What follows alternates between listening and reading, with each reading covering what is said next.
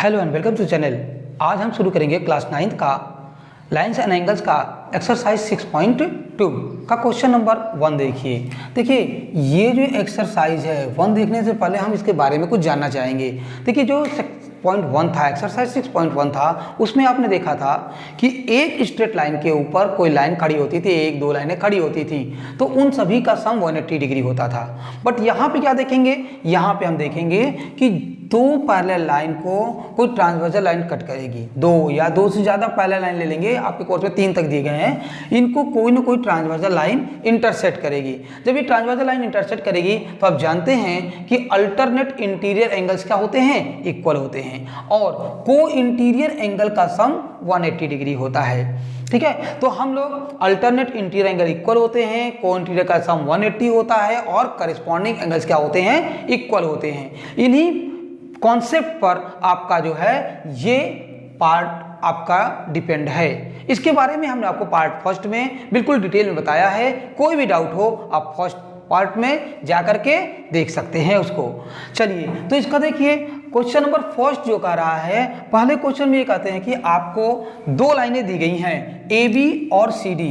यहाँ पे A B और सी डी दो लाइन दी गई हैं और इन्हें एक ट्रांसवर्सल लाइन कट कर रही है, और ये कह रहा है कि ये है एंगल 50 डिग्री का, और ये एंगल हमें दिया गया है 130 डिग्री का।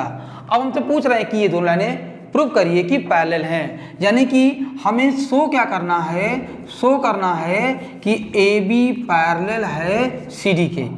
तो देखिए हम जानते हैं अगर दो लाइन पैरेलल होती हैं तो अल्टरनेट इंटीरियर एंगल इक्वल होते हैं। अगर हम ये दिखा दें कि अल्टरनेट इंटीरियर एंगल इक्वल हैं तो दोनों लाइनें अपने आप क्या हो जाएंगी, पैरेलल हो जाएंगी। तो चलिए देखिए यहाँ पे हम देख रहे हैं ये एक स्ट्रेट लाइन है और इसके ऊपर ये दो एंगल हैं, तो इन दोनों का सम कितना होगा, 180 डिग्री, यानी 50 प्लस x इक्वल टू होगा हमारा 180 डिग्री के। तो x इक्वल टू कितना हो जाएगा, 180 माइनस 50 डिग्री के हो जाएगा। तो यहाँ से x इक्वल टू आ जाएगा हमारा 130 डिग्री के आ जाएगा। चलिए अब y और क्यों इक्वल है, ये इन दोनों का सम 180 क्यों, क्योंकि ये क्या है, आपके लीनियर पेयर के एंगल बन रहे हैं। तो लीनियर पेयर होने के कारण इनका सम 180 डिग्री था। यहाँ से देखें तो जो y एंगल है वो हो जाएगा 130 डिग्री का। क्यों, क्योंकि ये क्या है, आपके वर्टिकली अपोजिट एंगल्स बना रहे हैं, यानी ये दोनों एंगल हमारे इक्वल हो जाएंगे। तो ये देखिए x और y, ये दो के दोनों एंगल जो है हमारे 130 डिग्री के आ गए, क्योंकि अल्टरनेट इंटीरियर एंगल्स इक्वल हैं। Alternate interior angles are equal, so these two lines are parallel, so A B parallel हो जाएगी सी डी के। क्योंकि ये दोनों लाइनें हमारी अल्टरनेट इंटीरियर एंगल इक्वल हैं, इसलिए दोनों लाइनें क्या हो जाएंगी, पैरेलल हो जाएंगी। देखिए क्वेश्चन नंबर सेकंड में क्या कर रहे हैं, सेकंड क्वेश्चन में कह रहे हैं कि आपको 3 लाइनें दी गई हैं जिसमें एक ए बी, सी डी और E F. A B parallel दिया गया है सी डी के, इन्होंने कहा है कि ए बी पैरेलल है सी डी के, एंड सी डी पैरेलल है ई एफ के, एंड सी डी पैरेलल दिया गया है ई एफ के, और एक ट्रांसवर्सल लाइन इन्हें इस प्रकार कट करती है कि यहाँ पे जो एंगल बन रहा है वो x है, यहाँ जो एंगल बन रहा है वो y है, और यहाँ जो एंगल बन रहा है वो z है। और साथ में इन्होंने कहा है कि y और z का रेशियो 3:7 है। ये हमें गिवन है, ये हमें गिवन है। क्या गिवन है, A B parallel C D के है और C D parallel E F के है, तथा साथ में ये दिया गया है कि y और z का रेशियो 3:7 है। तो हमें ये प्रूव करना है कि तो हमें यहाँ पे x की वैल्यू फाइंड करनी है। तो फाइंड करनी है हमें वैल्यू x की। तो देखिए हमने देखा था क्या, अगर दो रेशियोज कभी भी दिए हों तो सबसे पहले हम उनको लेट करते हैं। तो हम शुरुआत यहीं से करेंगे, let y equal to 3a and z equal to 7a के हो जाएगा। चलिए ये हो गया। अब इसके बाद क्या गिवन है, यहाँ से है हम लोग देखेंगे। तो क्या गिवन है, सबसे पहले देखेंगे ए बी पैरेलल है सी डी के, ए बी पैरेलल है सी डी के। चलिए A B parallel C D के, लेकिन यहाँ कुछ दिया नहीं गया है, क्योंकि ये दिया है, इसकी वैल्यू दिया है, कुछ पता नहीं है, तो आगे बढ़ते हैं। A B parallel C D है and C D parallel E F के दिया है। अगर एक लाइन ए बी पैरेलल है सी डी के और सी डी पैरेलल है ई एफ के, इसका मतलब कि ए बी और ई एफ भी पैरेलल होंगे। जैसे कहने का मतलब कि मुकेश राकेश के बराबर है, राकेश रोहन के बराबर है, इसका मतलब मुकेश और रोहन भी क्या होंगे, बराबर होंगे। तो वही चीज यहाँ पे है, अगर ए बी सी डी के पैरेलल है, सी डी ई एफ के पैरेलल है, इसका मतलब ये हो गया, दैट इम्प्लाइज हम कह सकते हैं कि ए बी जो है पैरेलल हो जाएगी ई एफ के। तो ए बी ई एफ के पैरेलल हो गया। तो जब ए बी और ई एफ पैरेलल हो गए तो अल्टरनेट इंटीरियर एंगल क्या हो जाएंगे, इक्वल हो जाएंगे। तो it's implies that x equal to z के, और चूंकि z 7a के बराबर है तो ये भी 7a के हो जाएगा।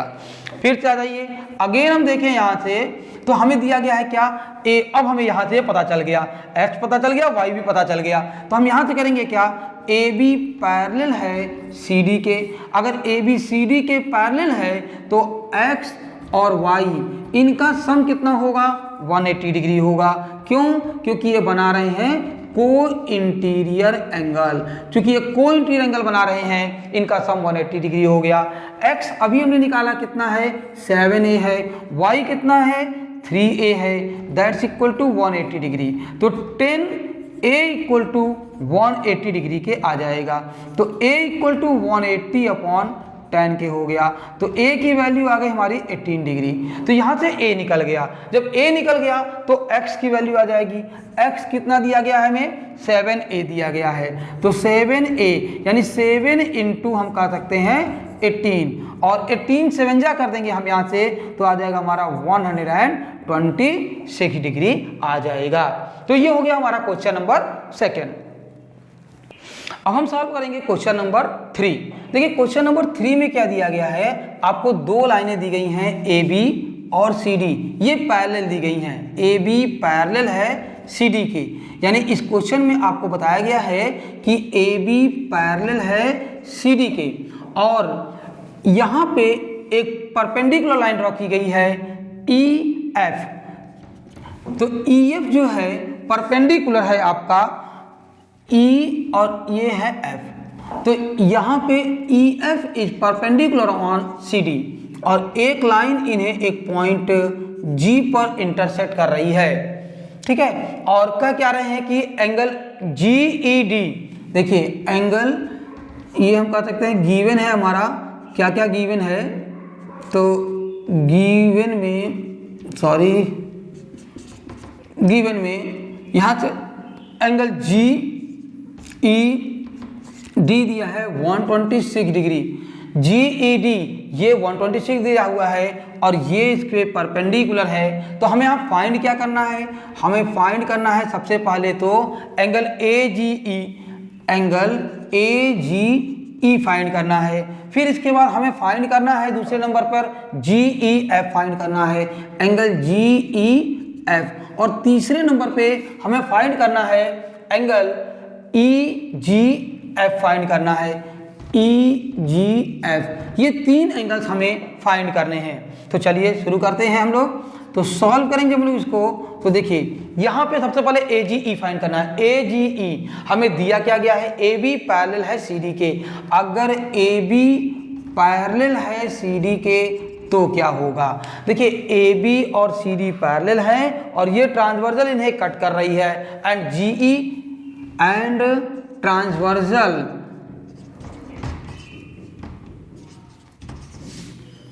GE intersect them. सो अगर इन्हें इंटरसेक्ट कर रही है तो हम यहां से कह सकते हैं कि ये अल्टरनेट इंटीरियर एंगल हो जाएंगे, यानी कि इट्स इंप्लाइज दैट आप कह सकते हैं एंगल AGE इक्वल हो जाएगा एंगल GED के इक्वल हो जाएगा। और ये एंगल हमें दिया गया है 126 डिग्री के, तो ये हो गया 126। क्यों, अल्टरनेट इंटीरियर एंगल्स हैं इसलिए। तो पहला एंगल निकल गया।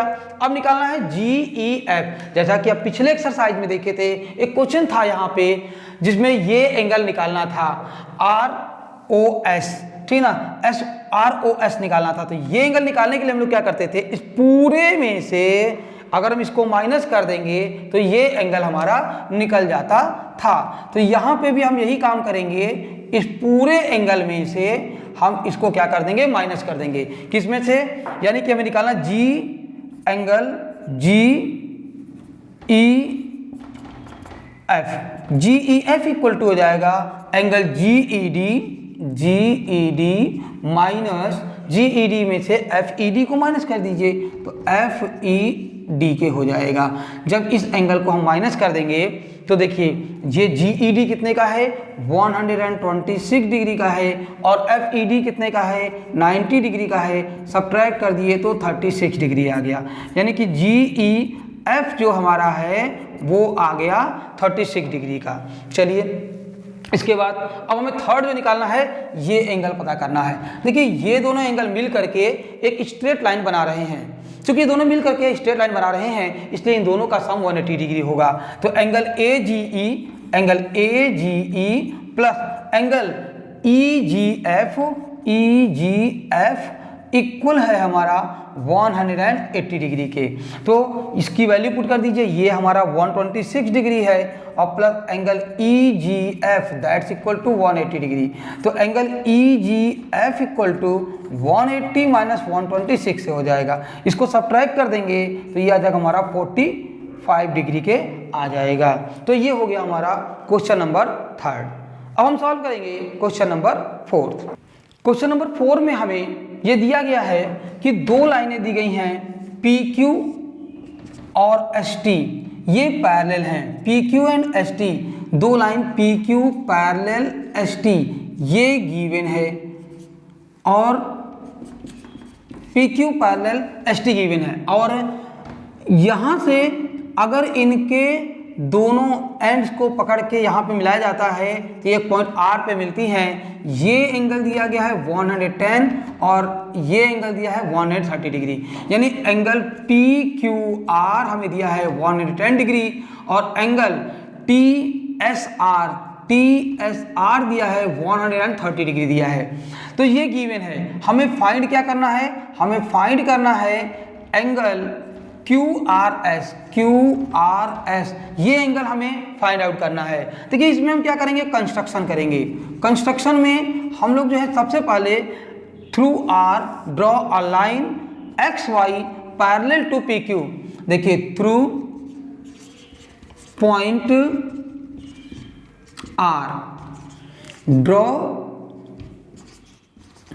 XY पैरेलल टू PQ, ये हमने ड्रॉ कर दिया। देखिए क्या होता है, इसका थोड़ा कॉन्सेप्ट समझिए। जब भी अगर दो लाइनें अगर पैरेलल हैं और इसके किसी वर्टेक्स को पकड़ करके हम ये इस तरह खींच दें या हम इसको बाहर की ओर खींच दें, चाहे अंदर चाहे बाहर खींच देते हैं, या दो पैरेलल लाइन है इसको हम इधर ऐसे मिला दें, ऊपर ले जाके मिला दें, तो ऐसे थे हमेशा जहाँ ये कट कर रहे हैं, जहाँ ये मिल रहे हैं, यहाँ से हम पैरेलल लाइन ड्रॉ करते हैं। किसी एक लाइन के पैरेलल लाइन हम हमेशा ड्रॉ करते हैं। तो देखिए यहाँ पे भी हमने क्या किया, यहाँ पे XY जो है पैरेलल टू PQ खींच दिया। तो अब देखिए जब इसको हम लोग सॉल्व करेंगे तो यानी प्रूफ करेंगे, हम लोग कर सकते हैं सॉल्व। देखिए जब इसको सॉल्व करेंगे हम लोग तो क्या करेंगे, यहाँ से हमने क्या किया कि XY जो है पैरेलल खींचा है PQ के, चूंकि ये इसके पैरेलल है इसलिए दोनों एंगल का सम कितना हो जाएगा 180, यानी PQR plus angle QRX that's equal to 180 degree. क्यों, क्योंकि ये बना रहे हैं को इंटीरियर एंगल्स बना रहे हैं इसलिए इनका सम 180 हो गया। देखिए ये दिया है 110 degree plus angle QRX equal to 180 degree दिया हुआ है। तो angle QRX equal to 180 minus 110 degree के आ जाएगा। तो यहाँ से इसको अगर हम सब्ट्रैक्ट करते हैं तो हमें मिलेगा angle Q R X equal to 70 degree के। तो ये हो गया हमारा क्यू आर एक्स, यानी ये 70 डिग्री के आ गया। इसी तरह से अब फिर से देखिए, अभी हमने क्या किया, देखिए यहाँ पे हमें दिया गया था कि पी क्यू पैरेलल है एच टी के, एंड और जो है आपका पी क्यू पैरेलल है एक्स वाई के बाई कंस्ट्रक्शन, ये बाई गिवन ये कंस्ट्रक्शन से। तो ये इम्प्लाइज करता है कि पी एच टी जो है एक्स वाई के पैरेलल होगी, ये इसके पैरेलल होगी। अगर ये पैरेलल हो गई तो ये इम्प्लाइज करती है कि इन दोनों का सम 180 डिग्री होगा, यानी एंगल टी एस आर और एस आर वाई का जो सम है वो 180 डिग्री के होगा।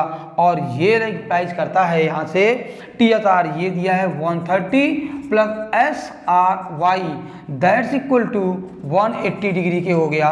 तो एंगल एस आर वाई की वैल्यू इसको सब्ट्रैक्ट कर देंगे तो ये आ जाएगा 50 डिग्री। तो ये आ गया 50 डिग्री। अब यहाँ से देखा जाए तो ये एक स्ट्रेट लाइन बन रही है एक्स आर वाई, तो इन तीनों का सम कितना हो जाएगा 180 डिग्री के हो जाएगा। तो हम लिखेंगे क्या, X R Y is a straight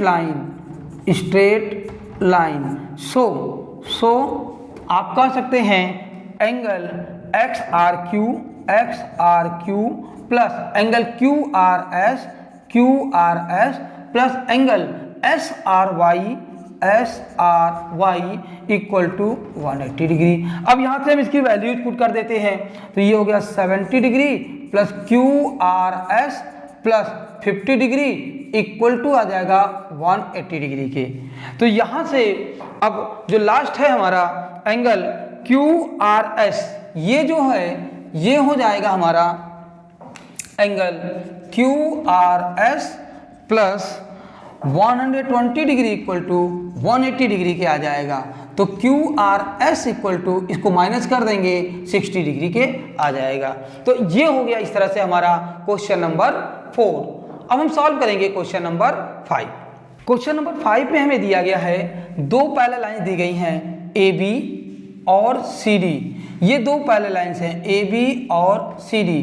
यहाँ पे इनके बीच में आपको एक ट्रायंगल दिया गया है पी क्यू आर। ये कुछ इस तरह दिया गया है कि यहाँ पे जो एंगल बन रहा है 127 डिग्री का है और यहाँ पे जो एंगल बन रहा है 50 डिग्री है, ये y है और ये x दे रखा है, ये आपको दिया गया है।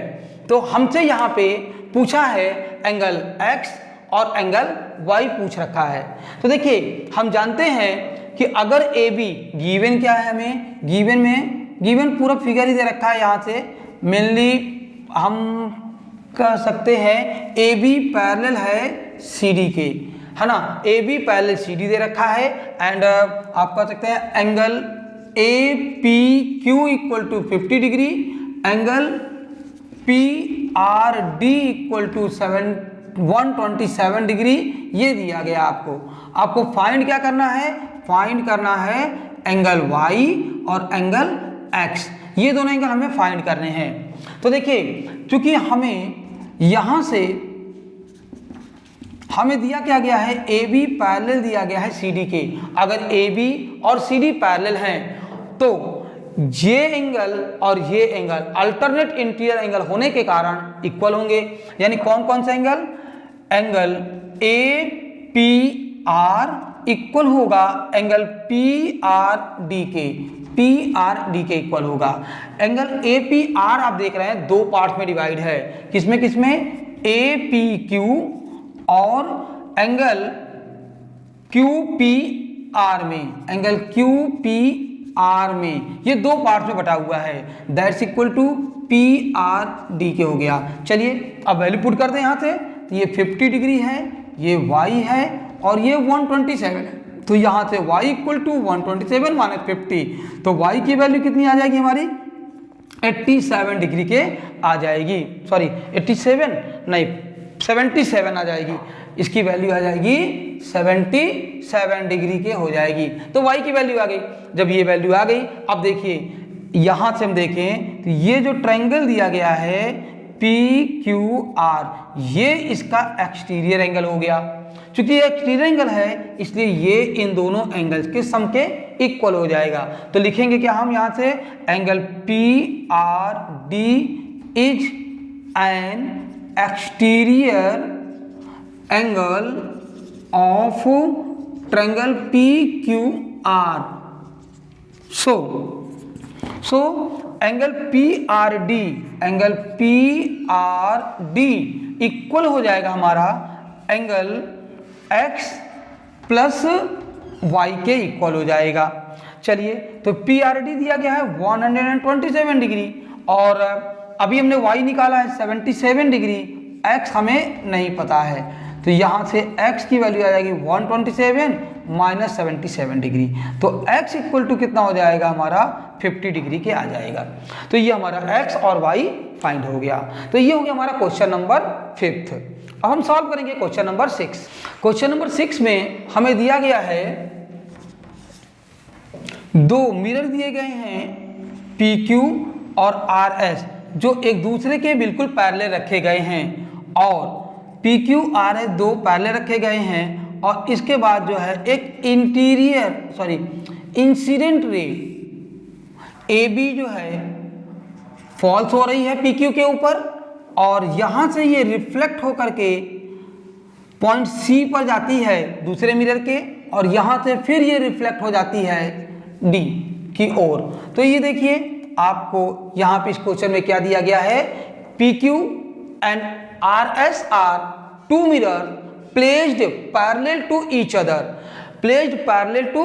Other and incident ray AB falls on PQ and reflected ray BC incident on RS या falls on RS and again it reflected CD rays. Then we have to prove that AB parallel to CD. तो यहाँ पे given हमें दिया गया है PQ and RS are two mirrors placed parallel to each other